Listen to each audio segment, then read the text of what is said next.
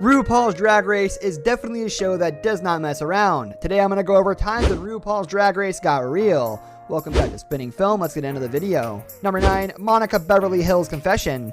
Only 2 episodes into Season 5, Monica Beverly Hills was receiving harsh reads from the judges for disconnected performances. Rather than fight with the judges, Monica broke down crying when they confronted her about it. Hills admitted that her head is elsewhere as she had been struggling to open up about being transgender.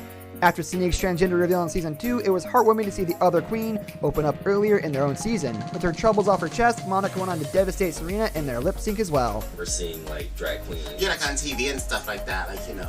But I've never like seen one in person.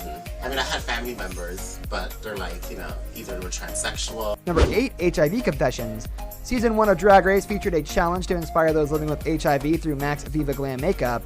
Ongina rocked the weight and excitement of the challenge to win, and then broke down crying. With Ru celebrating the performance, Ongina admitted she had been living with HIV for 2 years already. Trinity K. Bonnet had a much more positive reveal on Untucked, where she professes love and acceptance. Bonnet's message about inspiring others living with HIV brings smiles around the room. Despite the shock value, Ongina and Trinity's confessions highlighted the idea that HIV didn't have to mean the end. The O'Hara versus Alyssa Edwards. Riddle me this, riddle me that. Watch out, girls, this bitch is back. Number 7, Adora breaks down and Michelle convinces her to stay. Adora Delano looks so distraught by her second episode of All Stars that Alyssa Edwards stops running to check on him. When Ru comes into the workroom, Delano explains she's feeling attacked by Michelle Visage over her personal style. As Adora suggests leaving the competition, RuPaul sends her out to talk to Visage. After a hug, Michelle apologizes for hurting Delano with her tough love approach to judging. Despite Michelle's pleas to stay, Adora leaves because she doesn't feel right about the competition anymore. Delano's departure is all the more heartbreaking since Michelle and even other contestants want her to keep going. I thought they were spot on. I mean, I knew I needed a corset, but like, and I never like get measurements and stuff for myself. Why did you not have a corset? This is the thing. Number 6, Pearl stare down. Following a rough week for Pearl, RuPaul suggests her personality has been sorely lacking. Pearl immediately goes on the defensive and insists that Ru is trying to insult her. When RuPaul admits he's just trying to encourage her, Pearl keeps pushing back. After RuPaul gives her a massive glare, Pearl tries to brush it off with more sarcasm.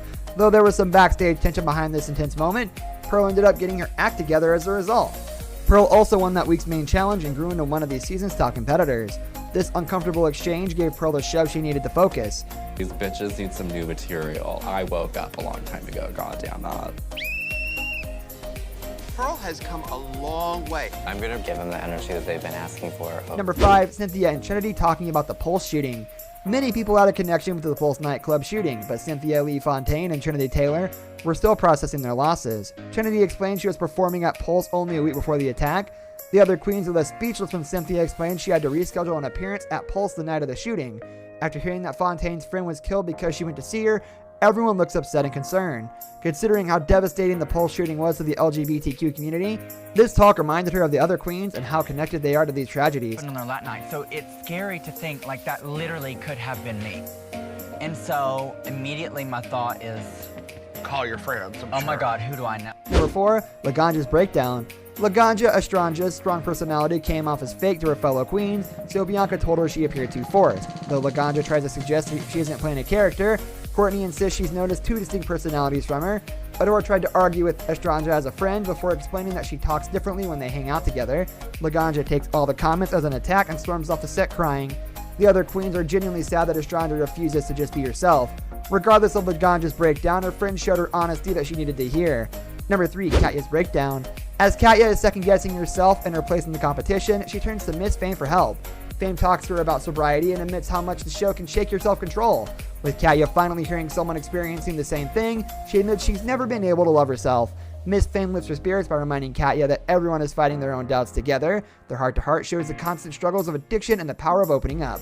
By just talking things out, Katya was able to put her heart back in the competition and grow as a person. Number 2, Roxy's confession of being abandoned as a child. Roxy Andrews wowed everyone during her lip sync by ripping off her wig, only to unveil a second wig underneath it. When she talked to the judges, however, Andrews was overcome with sadness.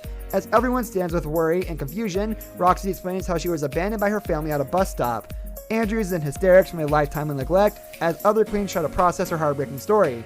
Even Ru is blubbering before he talks about choosing one's family. Roxy's trauma is tear-jerking to this day due to the sheer level of emotion from her, the panel, and other queens. Number 1, Blair shares her story on stage. In response to comments about a runway look, Blair St. Clair talks about brightening things up because she feels dirty. St. Clair starts to cry and reveals that she was actually raped during a college party. Though Blair says she should move past it, she admits that she's doing the best she can for now. Rue praises St. Clair for being so open and thanks her for staying honest with everyone. Any queen who's not already bawling offers Blair love, and Rue even pauses to give her a moment. While St. Clair's story is haunting, her fellow queens show compassion to match. This brings us to the end of our video. I hope you enjoyed it. Hit like if you did, and don't forget to subscribe to our channel so you don't miss out on any of our videos in the future. Also, watch the 2 videos that are on your screen because I'm sure you'll love them. With that, I'll see you in the next video. Goodbye.